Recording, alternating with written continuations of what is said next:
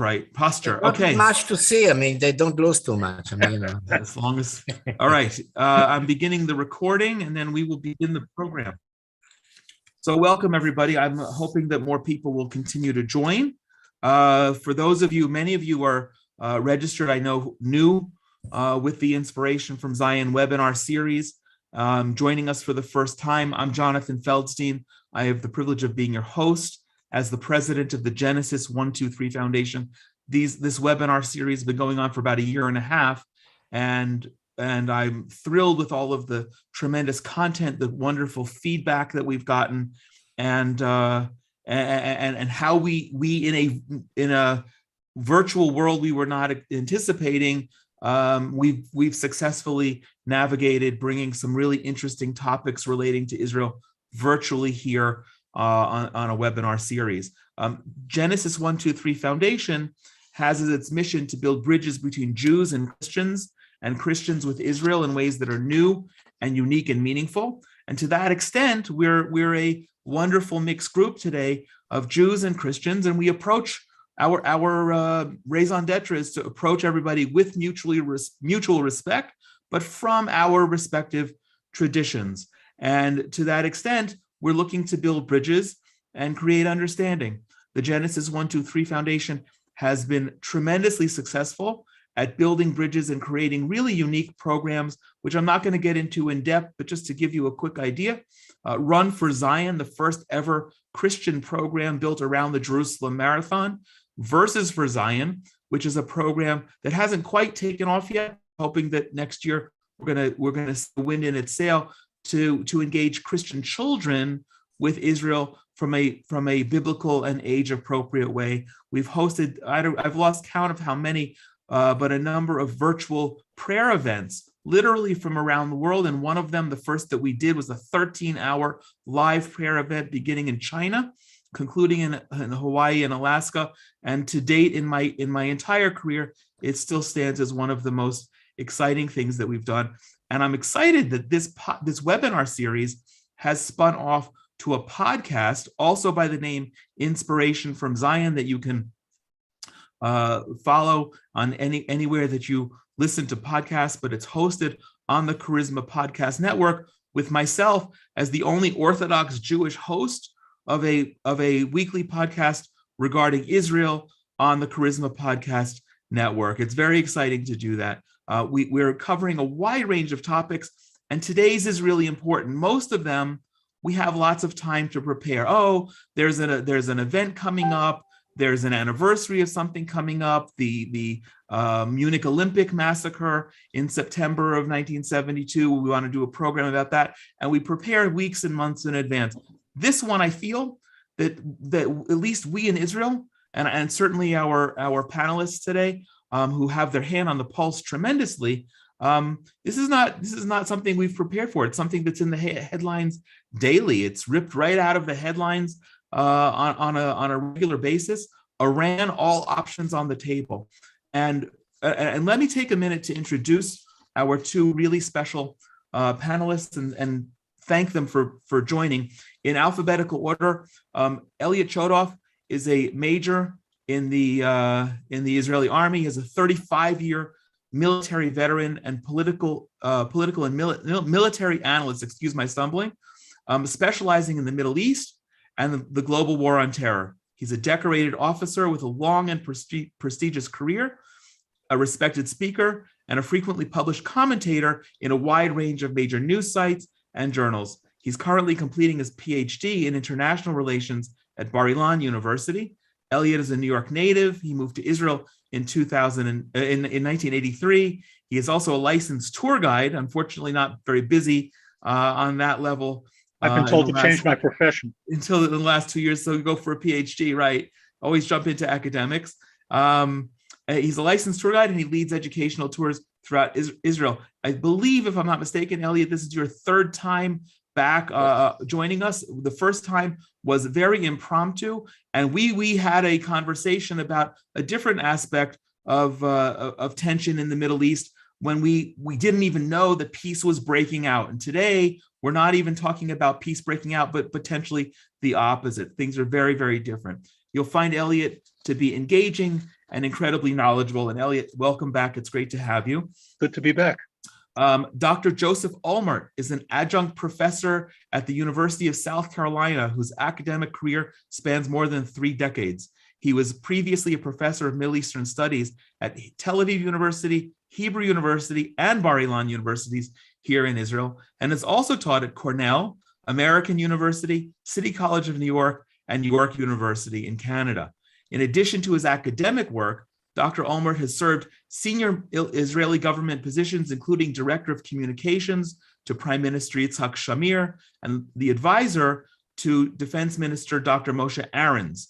Dr. Ulmert served diplomatic missions across the world and was a participant at the 1991 Madrid Peace Conference. Newsflash, in case you don't remember, peace did not break out from that, and the subsequent Israeli-Syrian peace talks. He's published 3 books. Blame the negotiators, you know. I'm sorry? Blame the negotiators. Blame the negotiators. Okay, we can blame the negotiators, blame the Syrians. He's published 3 books and numerous articles in academic publications, as well as a wide range of social media outlets.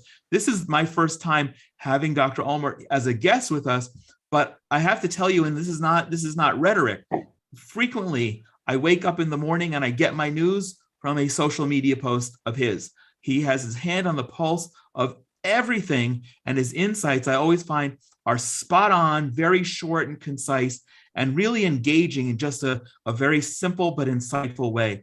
But it's a special pleasure to have him here with us today, because back in the 1980s, in my junior year in college, he was one of my professors at Tel Aviv University. So I'm thrilled to have you join us, and I just hope that I'm not getting graded. And last, who I hope you won't see till the very end, Dr. David Pitcher is joining us from New Mexico. He is a good friend, of advisory board member of the Genesis 123 Foundation, and he's standing in as my understudy in the event that the internet here goes down, and he'll be closing us out either way with a prayer and an offering. So, gentlemen, let's jump in. A quick overview. Overseas, I follow some of the overseas media.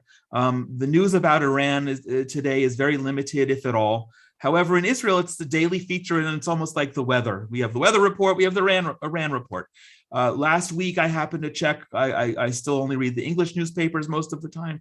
The Jerusalem Post, the Friday weekend paper, had 10 separate articles about different aspects of Iran, negotiations with Iran, the threats from Iran and its proxies, Israel's options and possible responses. And leading up to that, President Herzog made an uncharacteristically blunt statement about Iran, saying that Israel will keep all options on the table. But most unique about that, I think, was that he did it while receiving the credentials of the new United States ambassador to Israel. Since then, and literally not a day has gone by in the news here that Iran has not been mentioned in one of these aspects. And this week, I think probably most people following know. If they haven't, we will send them information about it. The Tehran Times, Tehran's English newspaper, published a front page article and headline with a map of hundreds of red dots indicating their targets here in Israel. And I even spoke to a rabbi about that, who's writing something relating to Israel's biblical obligation to defend itself if it comes to that, so the world will see our defense as biblically justified. Why are we having all of this recent harsh talk from Israeli leaders across the spectrum, but especially from President Herzog at this time? Can either of you, maybe we'll start at this point, we'll start in alphabetical order. Elliot, allow me to start. Okay. I think, Jonathan, look, we have had waves, I put it this way, of Israeli publications, utterances, speeches, what have you, about Iran in the last 10 to 15 years. And this is another one of them. The timing, of course, is connected with the resumption of the nuclear deal talks in Vienna, and the inability in Israel, which is in itself is a big problem, to understand what exactly is the Biden administration policy and where do they go with their intentions to rehabilitate in a way the old Iranian deal, maybe with some changes and all that. So at this stage of the game, put it this way, I would argue that we are still not different than what we used to be before in terms of the rhetoric. The fact that the president said what he said is because he said it, in the ceremony when the American ambassador was received by him, which is, we talk to America in the first place. That's the country that we talk to. But I want to make a little point here before I give it to Elliot about the difference you emphasize between what they say in the world about Iran and what they say in Israel. And I think that this is the saddest, even a tragic aspect of the situation. And I just wrote an article about that, that is going to be published any minute now by the Palm Beach Center for Democracy, which I am a senior fellow of. Yes, there is a problem here. We have made a great deal of work in terms of publicizing the Iran problem. And I should say Netanyahu, as prime minister, was responsible for that. That's his achievement about it. The world is not on board with us about that. The world is not on board with the Jews when the Jews really, genuinely express fear about their existence. And that's something that has to do with history. And that is something that is also connected to the way of thinking of many Israelis, but also the Israeli leadership. The way they look at Iran is not just the immediate situation, but history and context and all that. And the world does not look at it this way. And it is not a failure of Israel that the world doesn't look at it this way. It is a problem that we have had throughout our history. And I don't see a difference between that and other periods in our history in which we felt something very big is about to happen, as opposed to the indifference of the world. The last very brief point here, look, the Iranians don't threaten any other country, they threaten only us. So obviously, in that sense, one can argue, look, they threaten Israel, so the Israelis make a lot of fuss about it. The real problem is the world is not on board with Israel about Iran. And that would have ramifications also about a possible solution. So before Elliot jumps in, thank you for that. That I want to put this question out, but not answer it now, but during the context of our conversation. If the world isn't on board anyway, then it doesn't matter whether they're on board or not. We're going to do what we need to do or not do what we need to do. Elliot, you want to jump in? Then the world will be on board. And the world won't be on board anyway. 10 years later, like they were with Iraq. Okay. Well, very briefly, remember 1981. That's my point. And the story as to how Menachem Begin did what he did. I heard it from a former advisor of President Reagan. He died in the meantime, a very good Jewish guy, Jewish Bucher, and he explained to me what happened. And he said, look, Reagan condemned Israel in the Security Council in 1981. And later, late Ambassador Jane Kirkpatrick said it was the only time she was ashamed of voting the way she did in the Security Council because she was so pro-Israel. Wow. The point I'm trying to make to you is until the 7th of June, 1981, nobody paid attention. Right. And then they did because of what Israel did. And Iraq was a small matter compared to what may happen with Iran. That's my point was that 10 years later, they were very happy that what had happened 10 years earlier. 10 days later, I would say. Okay, but certainly 10 years. Certainly. First of all, let me start by saying I agree with every word you said. Joseph, I'd like to broaden it, though, because I think that there is a broader and deeper issue, and I certainly identify with the Jewish one. I think that the fact that the Jewish people are the ones who are being specifically threatened exacerbates a situation that exists anyway. The world does not, the Western world, the secular West, if you will, does not understand religious fanaticism. They don't understand Khomeinism. They don't get that you can be an absolute fanatic in goal and still sit down and have coffee and make believe you're a diplomat at the same time. And there's a total disconnect on that. We saw it, and we see it across the boards. We see it with the Muslim Brotherhood. We see it with the Taliban. and we certainly see it with the Khomeiniist regime in Iran, which is one of the flagships of this problem. So when they say what they say, when an Iranian leader says our primary goal is to annihilate Israel, so I agree with you. The fact that it's Israel means nobody really cares, but at the same time, they don't believe it because nobody can really mean that. And here I can use Hitler analogies and advisedly.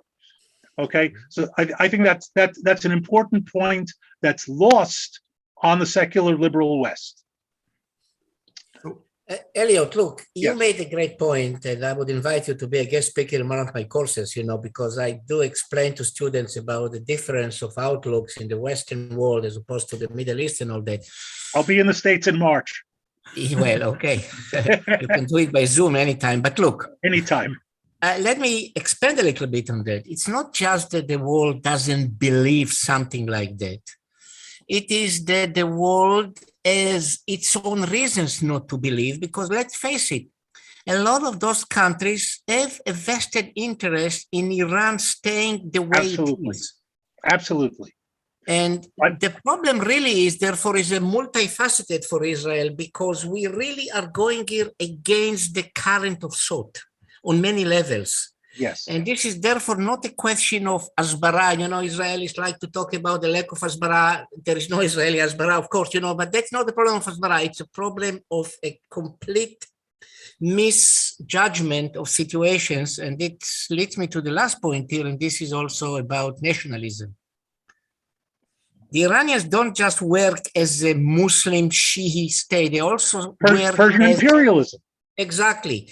And even that is not understood as well in the rest of the world, but it's understood. And that might be one of the solutions in the Middle East.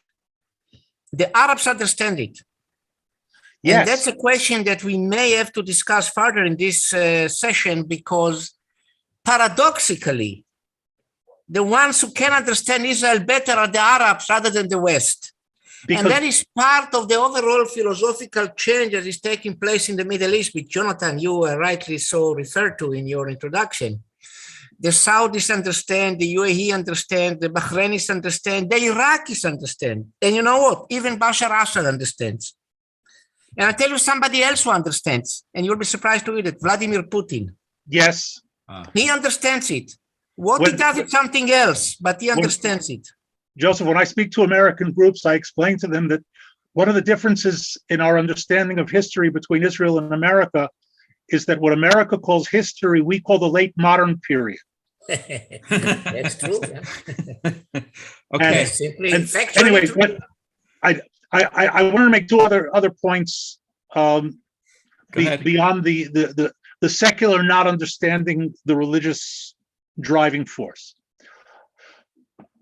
I think it's important to understand we've been in war with Iran on one level or another for over 30 years and almost 40 years via Hezbollah, which is, I think, very commonly mistermed a proxy of Iran.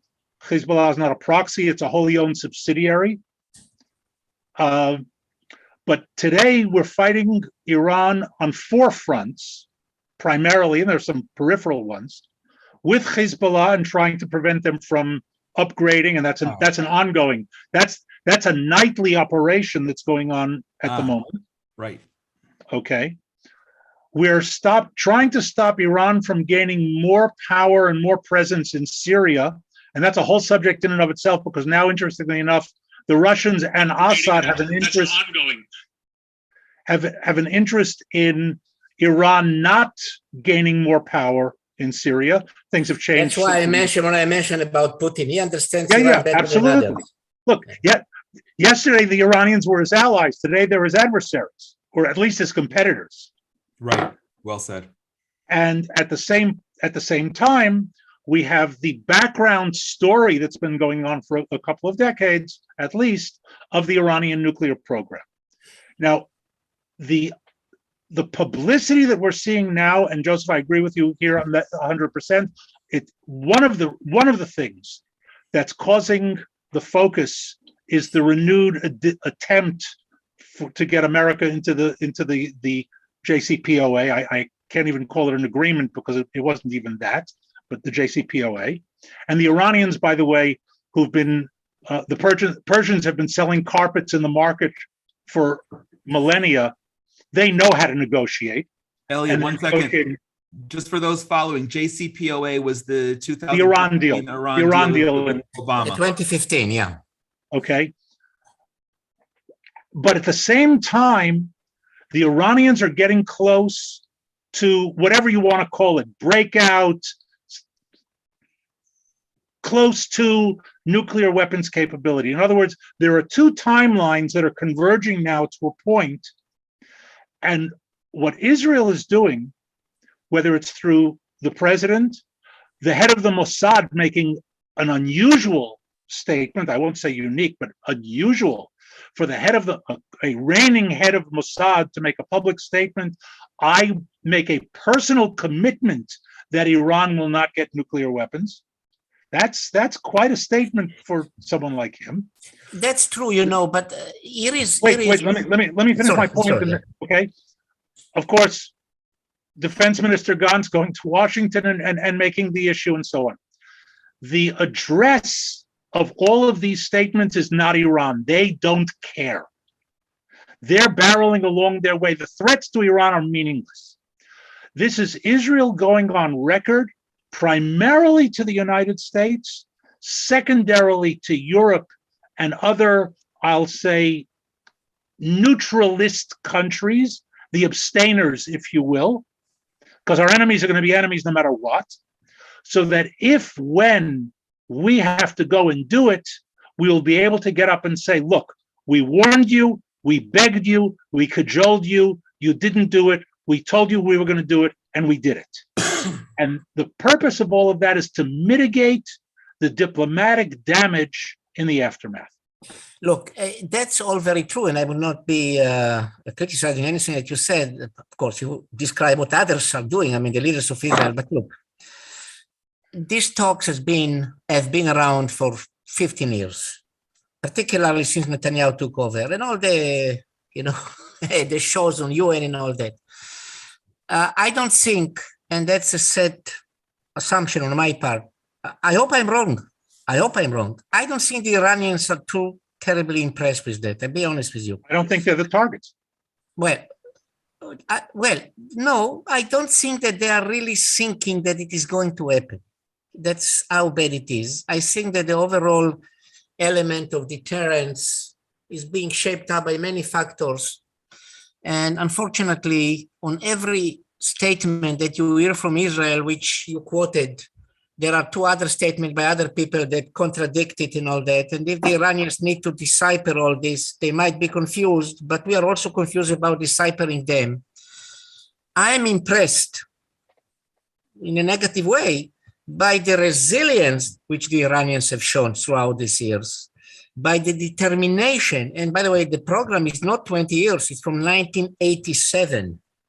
From the time when they hired A.K. Khan, the famous Pakistani who in the meantime managed to die finally, And so you talk here about determination and resilience, even when there were presidents like Khatami and Rouhani and Rafsanjani who considered moderate. On the question of Israel, there was no debate, none whatsoever. No. And the Iranians continue to meddle in Yemen and in Iraq. You mentioned that, and Syria and Lebanon, of course, and in Gaza, and in the territories, by the way, Judea and Samaria.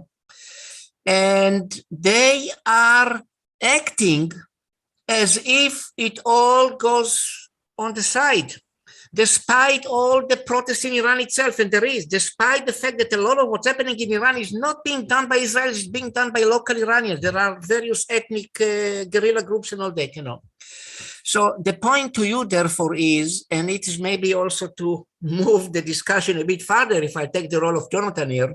Yeah, I'm going to moderate. Yeah, we are in a situation where the question that really has to be asked is, what is the level of the reliability or credibility of Israel? because that's the question that everybody is asking, including, by the way, the Arabs in the Middle East, the Saudis and others. And I have a sense and I have an impression that too many of those who are interested in the answer are not impressed with what they get from the Israelis. And that's a big problem. So let me come back in and bring the conversation back just a drop. We're talking about what Israel has done so far. And Dr. Olmert, I'd never heard that there are other Iranian militias. I mean, obviously we're not doing this all on our own. It's not thousands of Israelis. Well, there is the Mujahideen Khalq, and there are the Kurds, and there are the Baluchis, and there are the Arabs in Khuzestan. But there are others. That's terrific. Now, despite the success of the short-lived TV drama from Israel called Tehran, which was very dramatic, the sense is, of course, Israelis are going to go into Iran and work with locals and try and make things happen. Mike, before we get into the big question of whether Israel's reliable or not, and that kind of begs the question as to can Israel or will Israel actually attack Iran on its own if necessary? What about all the things that have been happening for the last 10 or 15 years? The cyber attacks, the assassinations, have they been effective? And what's most effective, or is that just like a bug on the Iranian shoulder? No, they've been effective in slowing them down, but not in setting them back. In other words, they're making progress. They're continuously making progress, but their progress is slower than it would have been had nothing been done. And let me add to that has a certain diplomatic boomerang as well, because it means that all of the projections that Iran will be in this place in 5 years or in this place in 3 years are being undermined, and positively, but it takes away the credibility. Now, anybody, and Joseph, I know that you know this, intelligence projections are always suffering from what I call the Prophet Jonah syndrome, because there's always either explicitly or implicitly a bottom line that says this is what's going to happen if we don't do something, and if we do something, the whole projection is thrown off. That was the fly in the ointment, so to speak, of the Netanyahu PR campaign. He succeeded greatly in putting it on world agenda, but he failed because the more he appeared in the UN and said it's the last minute, and the last minute was not there. And we pushed it down. But beyond this, Jonathan, to your comment and what Elliot said, look, everything that is being done in Iran or against Iran to slow down, to make them think again is welcome. And everything that you described and Elliot described has been greatly successful. But I'll say something now somewhat cynical. You have to establish a strategic goal. The strategic goal is to stop the Iranian nuclear program. We failed. In that one, we failed. So, if I may, I think the best way to categorize it, and I'll hand this back to you in a second, is that it's been a tremendous tactical success and a total strategic failure. Exactly. You even said total. I would just say, I consider to say failure. Okay, no, that's fine. No, if you agree with me even to that extent, even better. But look, and we did not coordinate anything in advance. So, we failed. As I said, we failed strategically.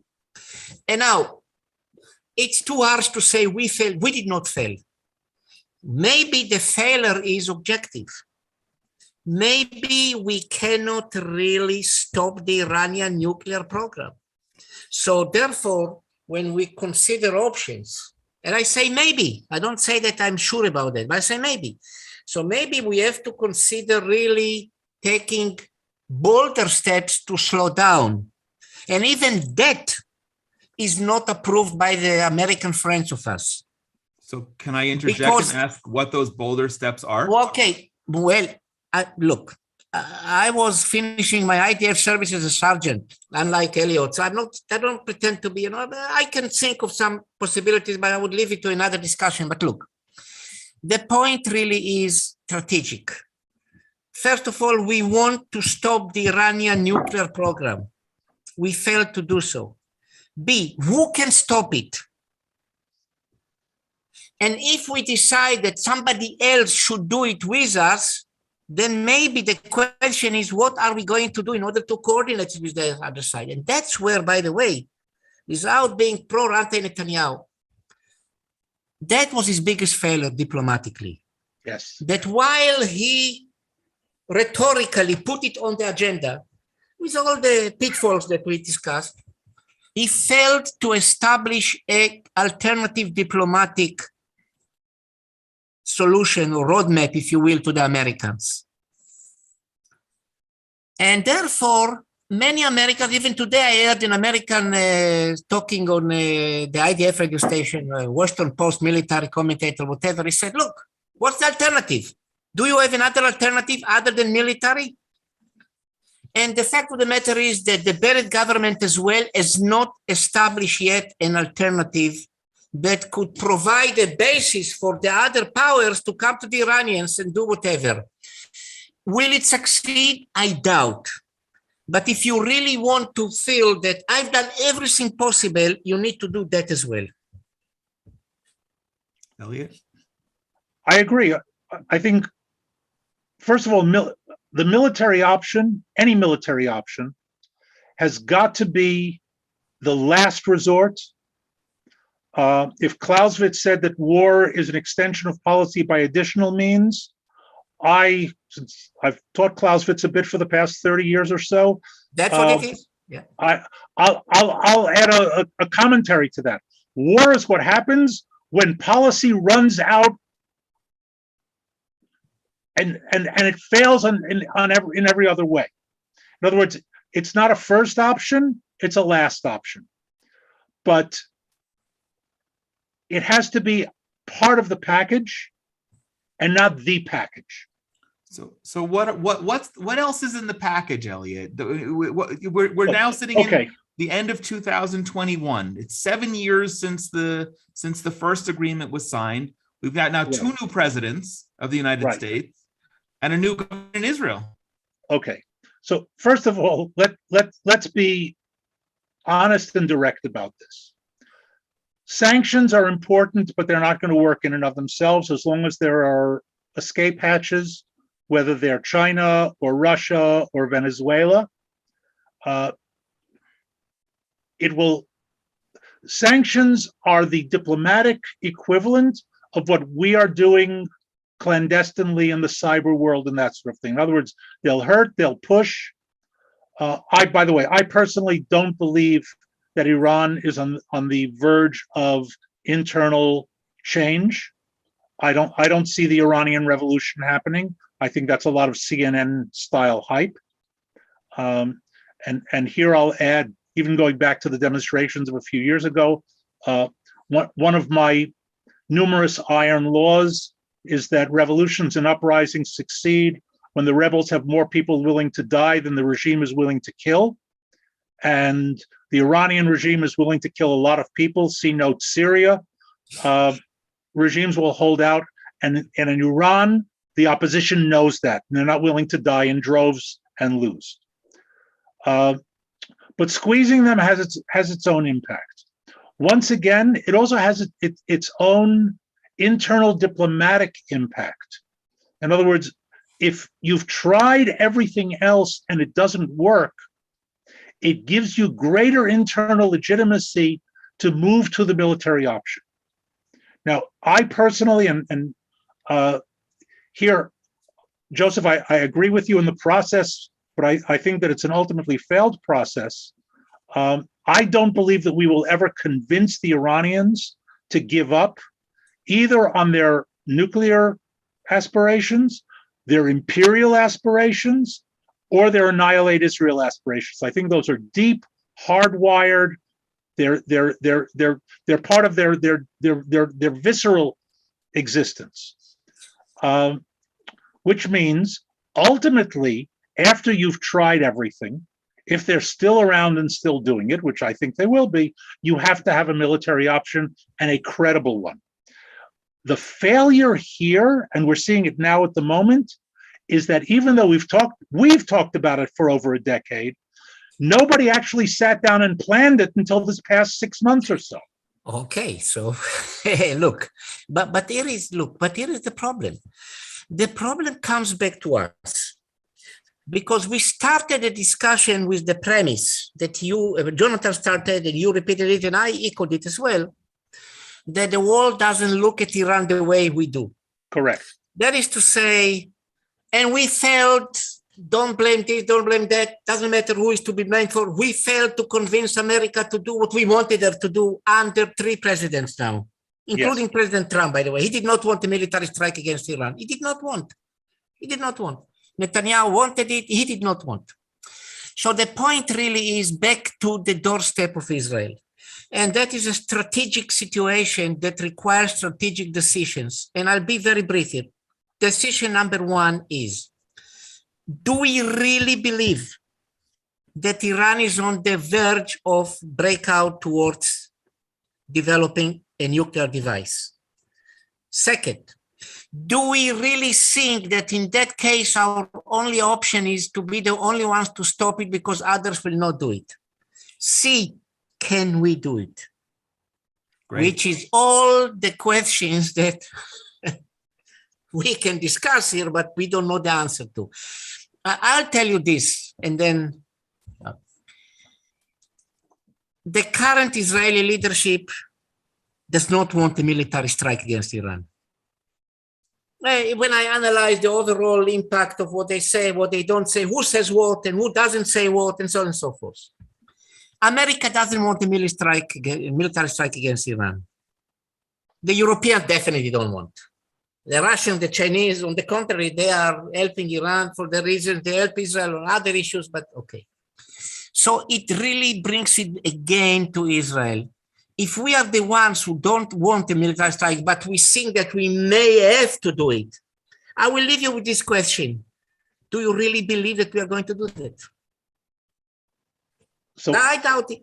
Okay, ultimately, I think the answer is yes, and I'll tell you why. Yes, that we will? We will. Okay.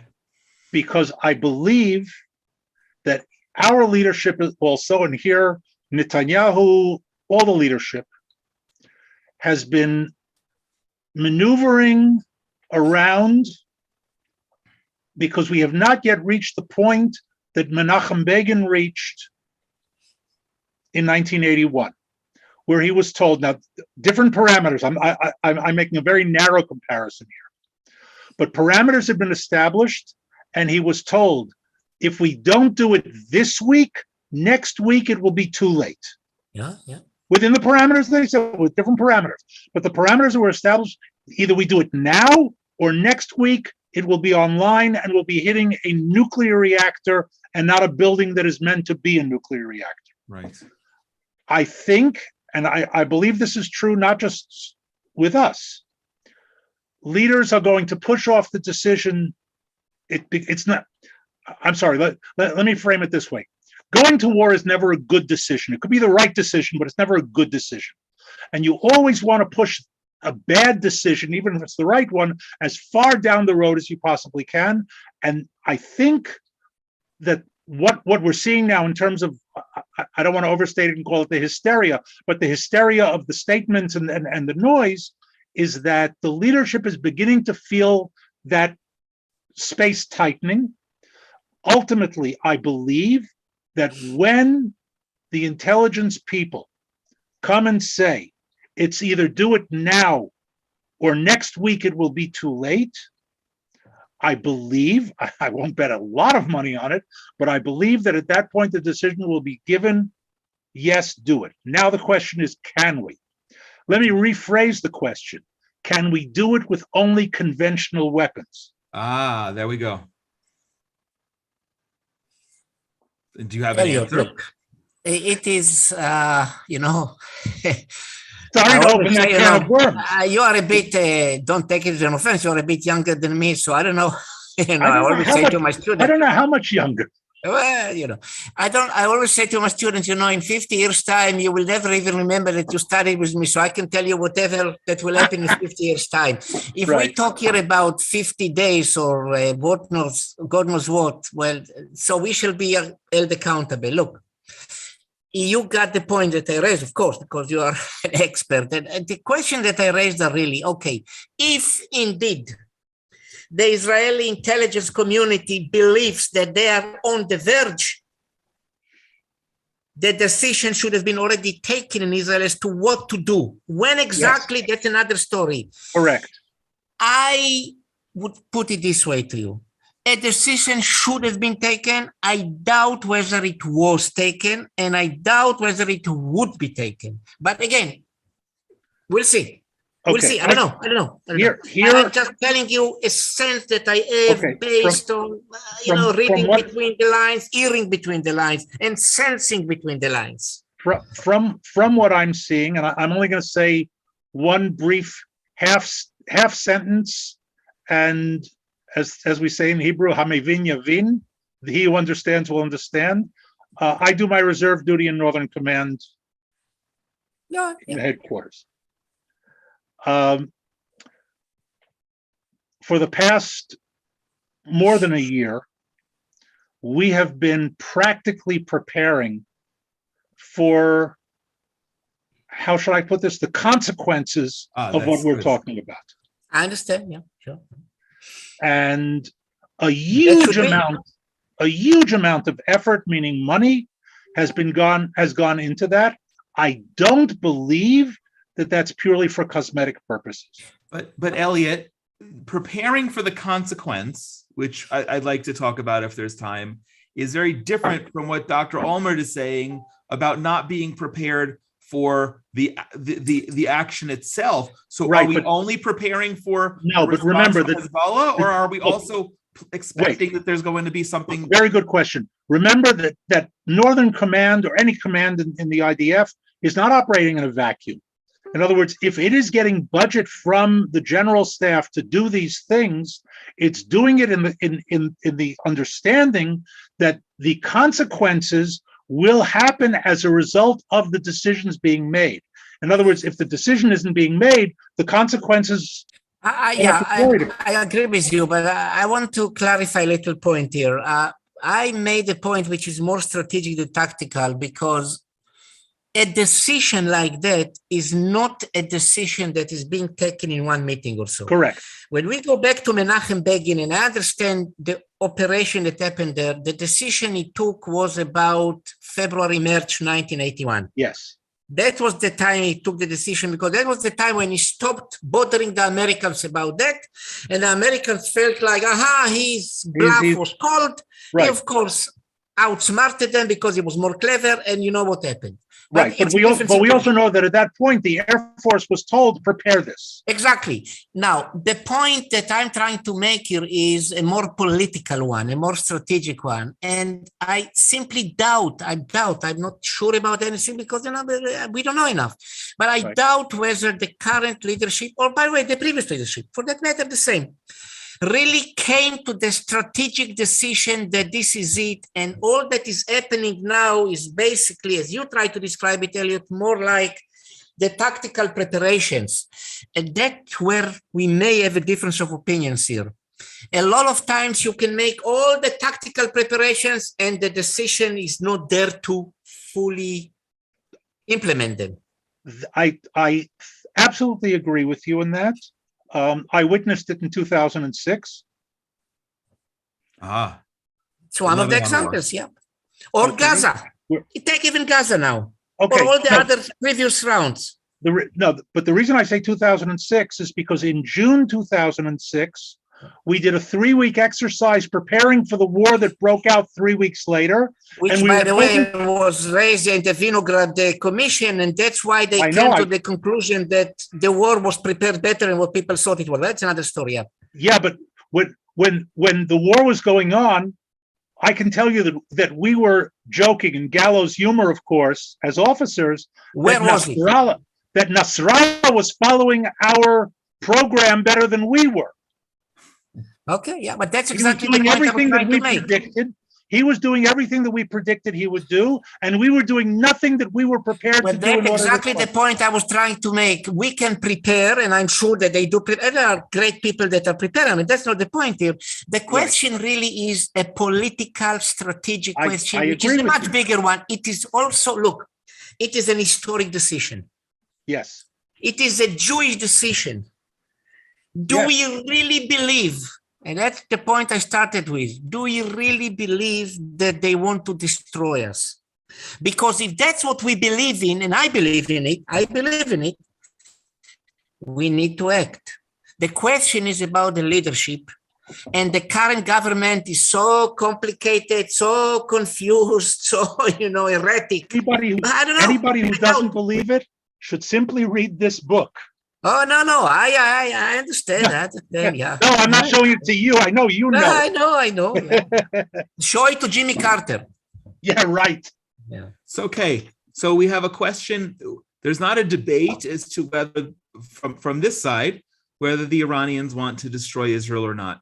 There's a question as to whether they have the capability yet. And I'd like to take that down a path for a moment. But then there's also a question as to whether we have the policy decision and or capability to handle it on our own, and we really haven't gotten into whether or not we would have partners. Elliot, you made a very good point that the war is what perhaps ideally should happen when policy wears out. But what if we don't get that far? And how do we know? And our policy is very different from the U.S. policy. And I'm speaking specifically about U.S. We have a midterm election coming up. It's certainly weighing. It's not just a question of what people believe. It's a question of the broader circumstances. But it seems like there's a lot more rhetoric now. And of course, it's about the fact that we're having negotiations. Where does that leave us today? Are we? The ultimate question, and here, Joseph, you and I are in full agreement up until that final point. And by the way, I'm not going to argue with you because I'm not 100% convinced that I'm right either. I'm not going to argue with you. I'm not 100% sure. Okay, exactly right. The question is, such a Talmudic conversation.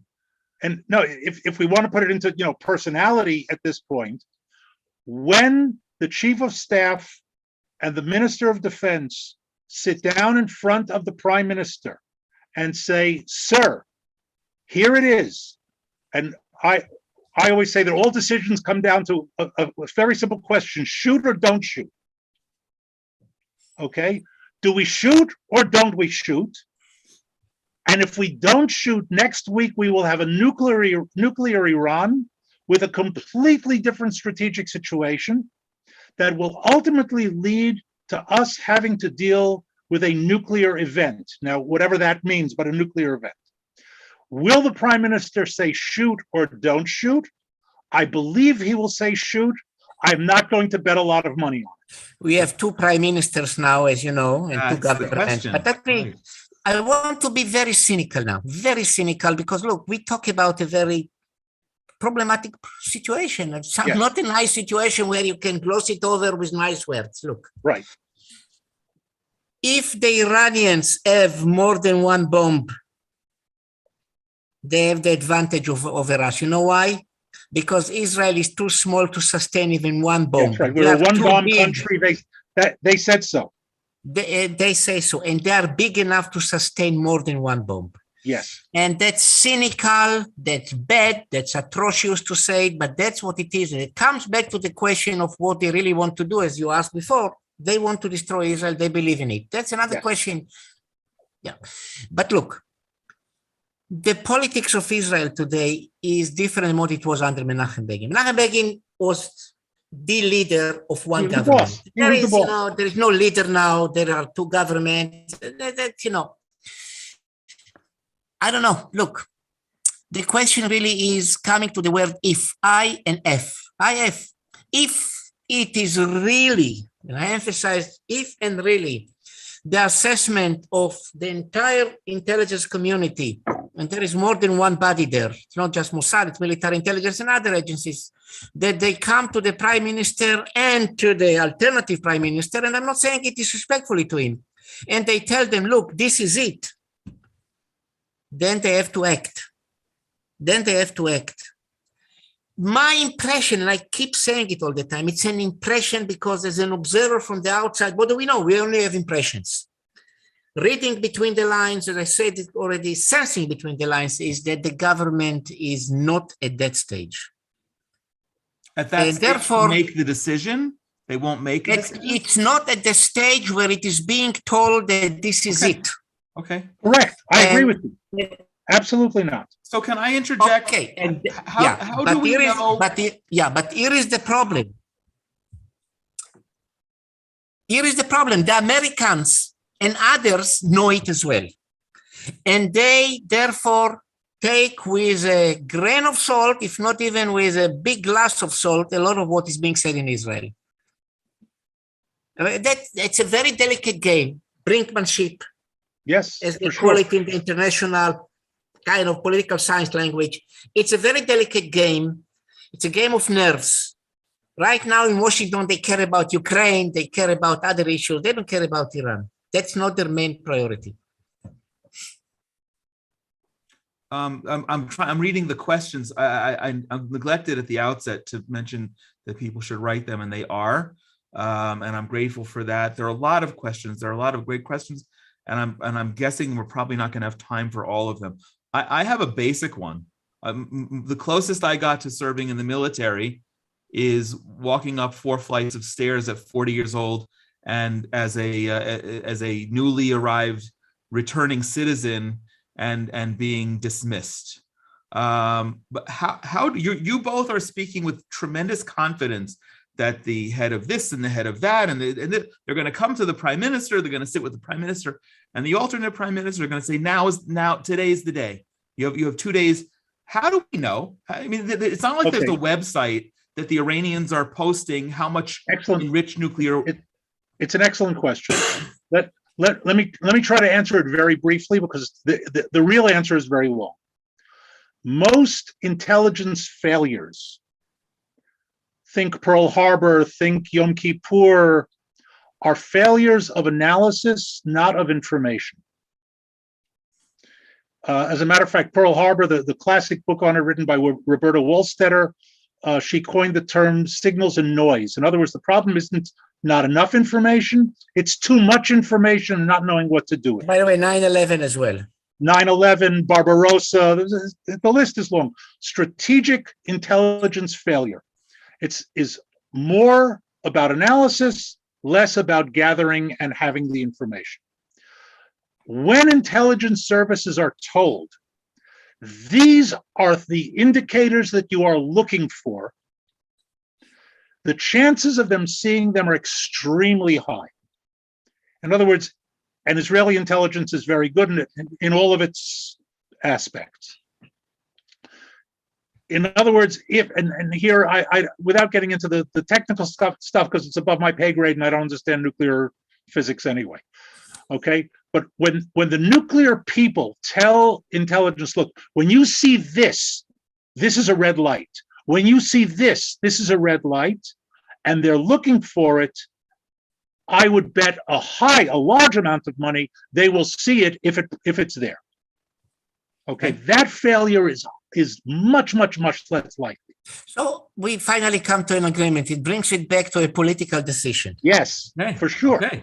No, so now I'd like to take it to the next level. We've sidetracked diplomacy for a little bit, but when those leaders of intelligence, Mossad, military intelligence, the Minister of Defense, come and sit down in whatever building they're going to have a conversation about this, the first response won't be, okay, get the planes gassed up, and I mean, maybe it will be, let's get it ready to go, but there's also got to be a phone call to the White House, minimally, right? But no, that's not necessarily exactly the point. But that's, look, it comes, yeah, I believe so. I believe that Menachem Begin did not call the White House. He called them much earlier on. They didn't respond properly. He did what he did. Those guys will call the White House. And let's put it this way. There are different governments within one government in Israel. There will be different calls.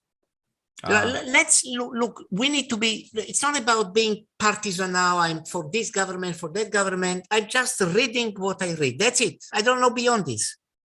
I detect a very significant difference of tones between what some people say. Menachem Begin was the only one who talked about Iran and Iraq at that time. It's too much, differences. So let's not even come into the comparison. Let's talk about now. They will call the White House, but they don't need to call the White House. The White House will know at any rate. Okay. Of course. They will know it. Look, they will know at any rate. I want to remind you, there was a guy called Brzezinski, was not exactly a Zion lover. Before he died, when he talked about that, he said, we should send our planes to stop the Israeli jets on air if they go to attack Iran. Yes. Now, I'm not saying that this administration thinks exactly the way it is, but there are other ways for them to try and do it. Well, but the question that precedes that, when I said they're going to call the White House, Arlene Samuels asked a question which I answered offline, because I've read, I believe it's the case, that we do not have the bunker buster bombs to I don't know what we have or not. Let's not get what I'm not sure about anything like that. But to the extent, don't get into that. That we do or don't need, fine. Then to the extent that we need or want the US to participate, as Gantz and the head of the Mossad just went to Washington, partly to make that case, will there be a phone call to the White House and say, okay, we have 36 hours. Are you prepared to join us? No, that won't happen. No. It doesn't work like this. And you know what the tragedy is? Not just the White House will tell you not to do. 60% of American Jews will tell you not to do it. Right. If not 70%. If the Americans are informed, they will be informed as the planes are taking off. Okay. Of course, yeah. And if you inform them in advance, you lost it. Right. You can't trust anyone in a situation as delicate as that. But look, this is too tactical, Look. Yeah, no, I agree with you. Have we written off the fact that the prime minister of Israel, whoever he is at the time when the decision will be made, because there might be another one in the meantime, the decision that he's going to make is historic. Yes. It is beyond politics and strategy. It's really his understanding of Jewish history. Yes. And Menachem Begin understood Jewish history, and he said it. I don't want another $1 million Jewish kids. Yes. And he looked at it from a Jewish perspective. This is not just, it is a decision that has to do with a lot, because look, Elliot is right. There will be reprisals from all kinds of, it's going to be very, very delicate. And the decision, therefore, is a very big one. You know what? I hope I'm wrong. I just don't see the current setup in Israel built up towards it. Let me give you a certain optimistic historical. They didn't believe that Truman would do it either. Okay. But then it was Ben-Gurion. No. I'm talking about dropping the bombs on Hiroshima and Nagasaki. I know. But okay, sure. But that was a. All I'm saying is, here again, we agree on 95, 98%. We don't need to agree on anything, but we agree on a lot. Yeah. But okay, so currently we have this unusual government, this unique government, with a prime minister and a deputy prime minister, and it's very easy to take alternate prime minister, alternate. Excuse me. It's different. No, excuse me. Right. Correct. Thank you. That's 10 points off my final exam. No. 5. Anyway, we have this government. Now, it's very easy to think from a default position that Naftali Bennett comes from the political right, and Yair Lapid comes more from the center left. And therefore Bennett might be the one inclined, but I'm curious, to not getting into partisanship, but Yair Lapid speaks out very abruptly as the son of a Holocaust survivor. Do either you think that he might be even more understanding of the historic moment? Maybe I never mentioned names for a reason, exactly because of what you said now. Maybe. All I'm saying is that the prime minister, whoever he will be, and that's what I said. Unfortunately, it won't be a she, so I have to be he, because it's either Bennett or Lapid, today in the PC culture, you have to be, They. the prime minister will have to make a Jewish historic decision. It is like big understanding of where the Jews stand in the world. Okay. Grand historical. Yes, absolutely. Okay. So Elliot, you alluded to it as far as I don't remember how you said it. You said it in your little coy way, and that's cute. But Israel has always had a policy of nuclear ambiguity. We don't have officially, there are no nuclear weapons. And not only do we not have them, we won't be the first ones to introduce nuclear weapons, but we won't be the second ones. Now, what would it take a nuclear weapon in that decision to? That wasn't my point. Okay. My point was that when you ask the capability question, the answer to the capability question, and that's why I threw in conventional or not, unconventional, is the answer is built into who is answering the question, and there, Joseph, 100% agreement on that. In other words, the grander the historical understanding of what they're doing, the fewer constraints there will be on the methods used to do it. That's a nice formula, yeah. Okay, yeah. And you know what? Here, let me put it a different way. If they're thinking properly, they also have to ask themselves the question: we send the first strike, and it fails, and 30, 40, pick your percentage of the aircraft don't come back. We don't have a second wave capability with conventional weapons. Now what do you do? Okay. And I'm asking the question, not giving you the answer. No, of course. I mean, look, these are all, but look, again, Ehud Barak, and again, not to criticize him, he just wrote that even if Iran has the nuclear bomb, they will not use it. And it reminds me that Dov Zakkai. He also said that Hezbollah wasn't going to fire. Well, okay, yeah, Dov Zakkai, a great scholar and a very good Jewish man, he wrote one time, way back, that even if Iran had it, only 10% chance they will use it. Only 10%. It's, look, this is bringing it back to the question of trust. And, our history is, we don't exactly trust other people, No. So therefore, I'm saying it has to be a decision. It's almost like apocalyptic decision. That was my point. Yes, I agree. Yeah, I understand. No, I'm just giving it another more dramatic, maybe expression, or melodramatic. There's another dimension that I want to bring in. Even if we have 1,000% confidence that we have the ability and can do it and have the justification to do it, any prime minister and defense minister who make that decision also know that there's going to be a massive repercussion from Hezbollah in Lebanon, at least.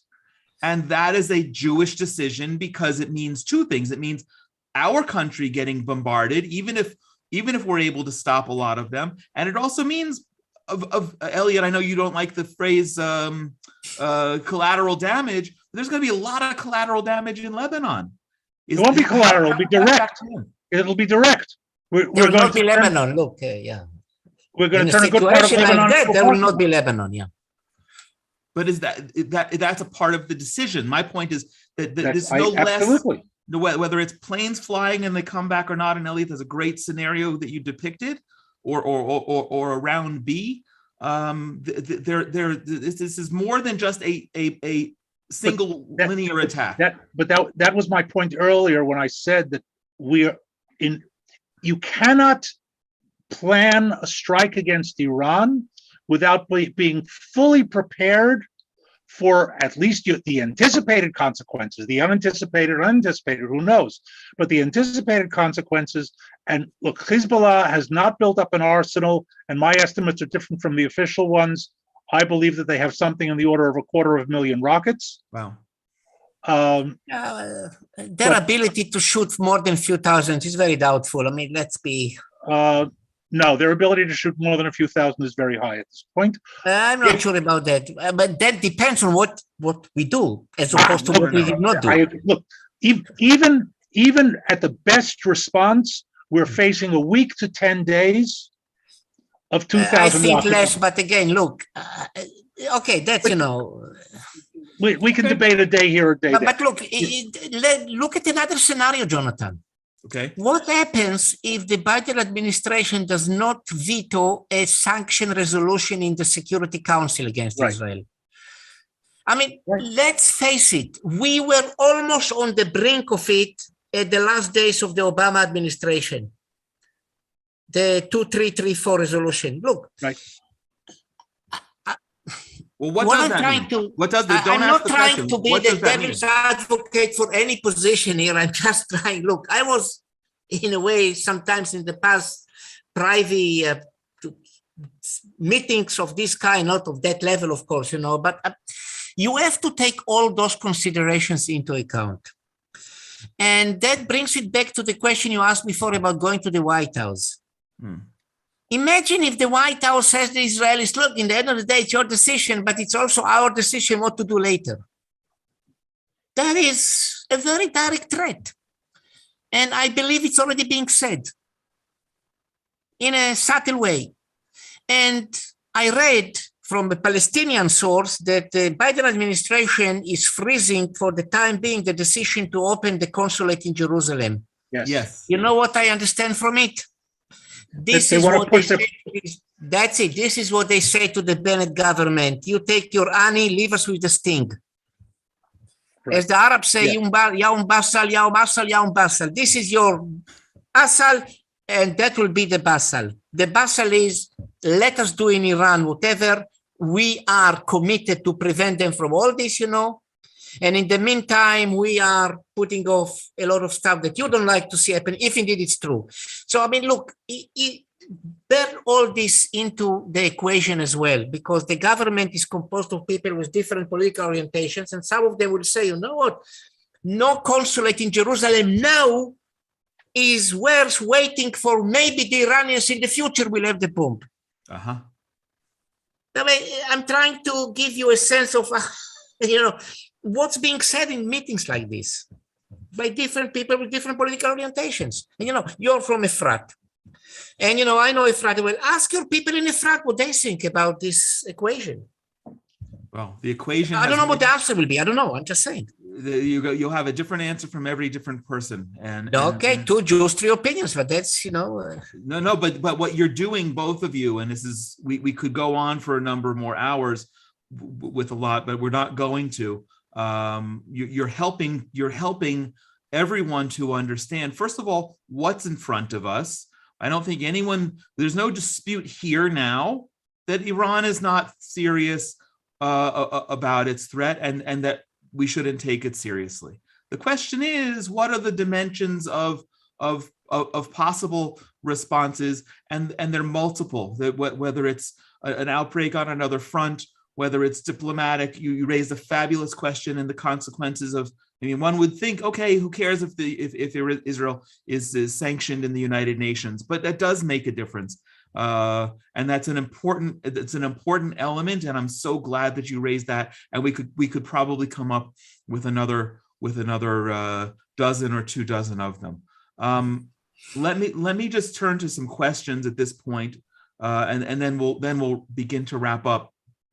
There's a question as about regarding the U.S. failure in Afghanistan. And can Israel trust anything that the U.S. is talking about? And consequently, as an example, will Iran even be concerned whether the U.S. is going to be involved or support Israel?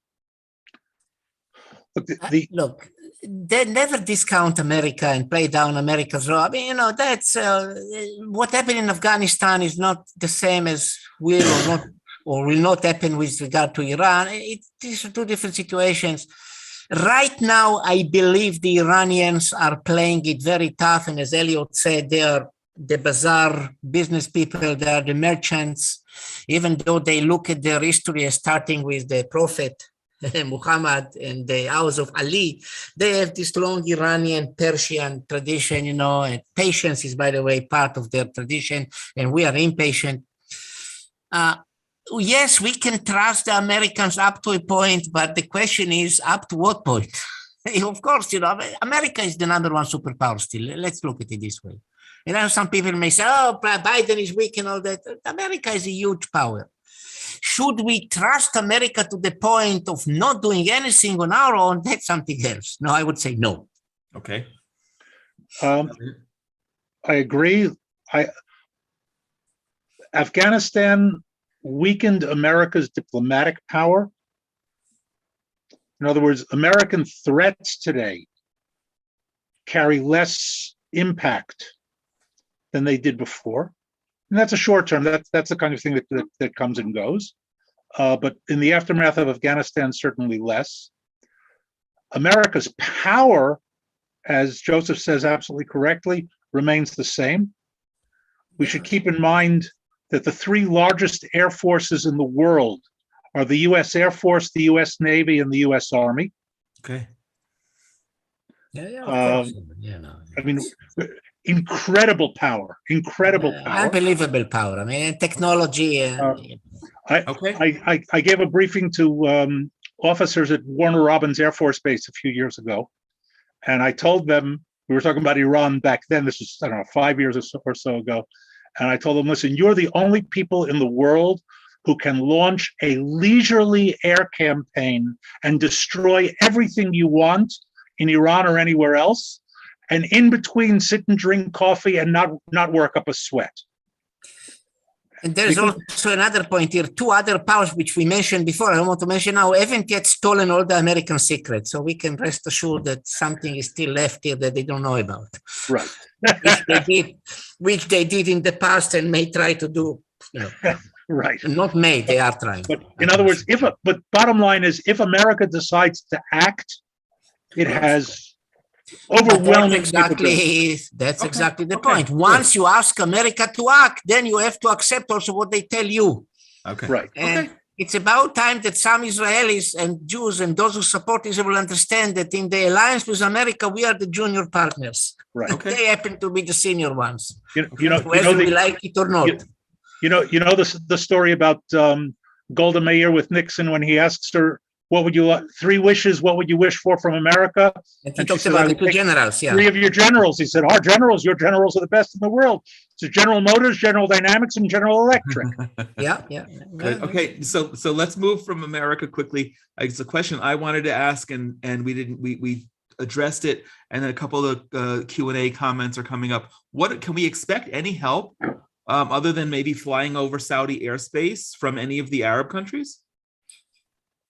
Don't be sure about anything, but there might be countries that are not Arab but Muslim on the borders of Iran. Let's not get into all that. Yeah, I mean, it's you know what? Here I would say.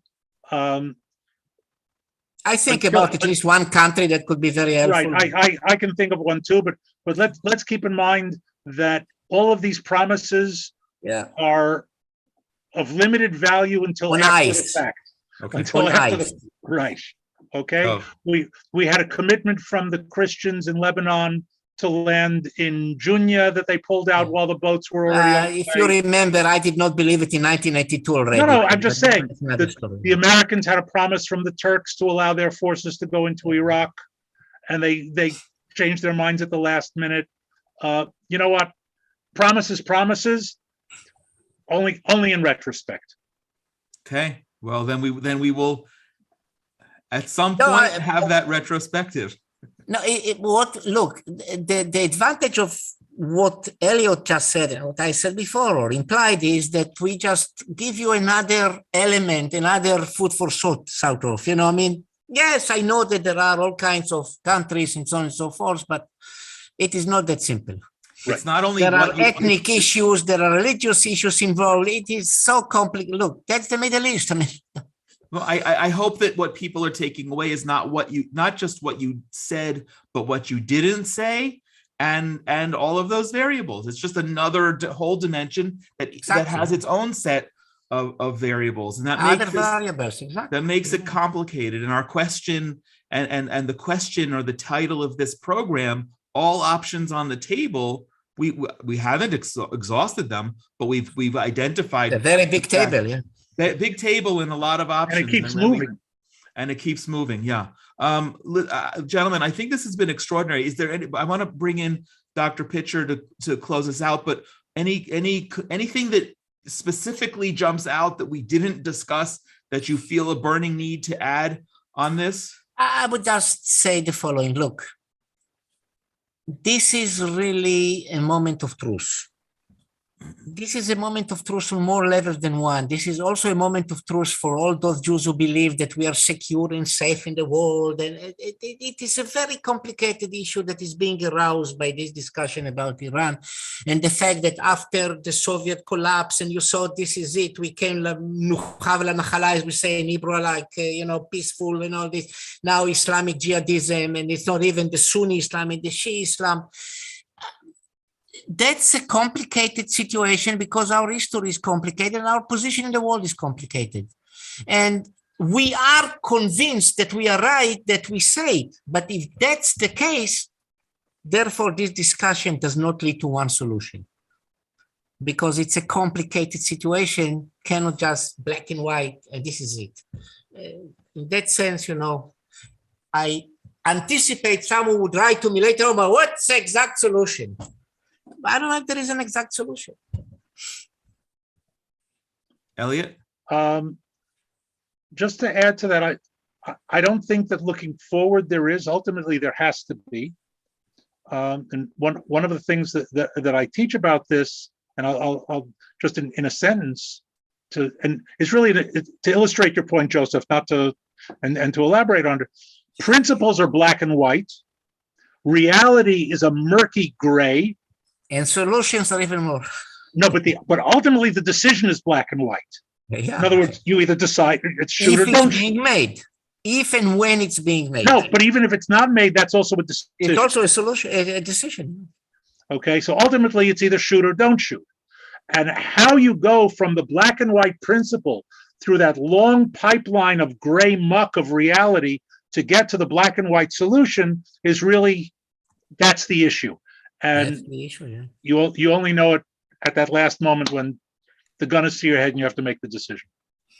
Yeah, you saw a lot of Westerners, huh? Listen, God, I have to do something in my spare time. Okay, yeah, I like it as well. So, Elliot, Dr. Olmert, I had the instinct that you would be a complimentary panel, and I as we were talking before this began and having some troubles with the Zoom, who to blame. All depends on the moderator, so it's your credit. I am so thrilled that I thought to bring the two of you together on this, and I'm grateful for you both tremendously. I'd like to introduce Dr. David Pitcher, who is, as I said at the outset, an advisory board member of Genesis 123 Foundation, a good friend. He's a orthopedic oncologist, author on books dealing with spirituality and the intersection between Judaism and Christianity, as well as a huge number of medical journals. And we've recently, just a week or 2 weeks ago, just released a very exciting podcast on a program regarding his book, After the Rapture. Anyone who wants information about that can come and visit. But as we always do in this webinar series, we like to close out appropriately as something that brings Jews and Christians together. We have so many different things in common. One of them is our reverence for the Creator, and to close out with an offering and a prayer, if you will. Well, thanks, Jonathan, and thank you so much, Major Chodoff and Dr. Olmert. I was really just taken back. I was a colonel in the Army, but on the medical side, and this was just fantastic. It answered a lot of my questions, and thank you, Jonathan, for bringing this. And I hope people will go to genesis123.co and donate to this charitable organization that is bringing us not only information, but building bridges between Jews and Christians. So I encourage everyone to do that. And let's just end in prayer. Thank you, God, Lord God. We just thank you for these godly great men, these three great men who are doing your work. I just ask you to guide the Israeli leadership in this really historic decision in this problem of fanatical hatred of your chosen people. Even throughout history, Lord, expose the disconnect of fanatical Iran to the world and raise up righteous and trustworthy nations to come to the side of Israel. Lord, give the intelligence community the wisdom to advise. Give the Israeli leaders safety in the brinkmanship of this decision in this moment of truth. And we pray it all. And thank you for hearing us. Amen. Amen. Thank you. Thank you very much. Thank you. Thank you. Thank you, Jonathan, Elliot, and Dr. Pitcher. Very nice. Yeah. Thank you, everybody. Happy Merry Christmas. Happy New Year. And we'll look forward to seeing you back here on another Inspiration from Zion webinar, and certainly follow our podcasts. God bless you.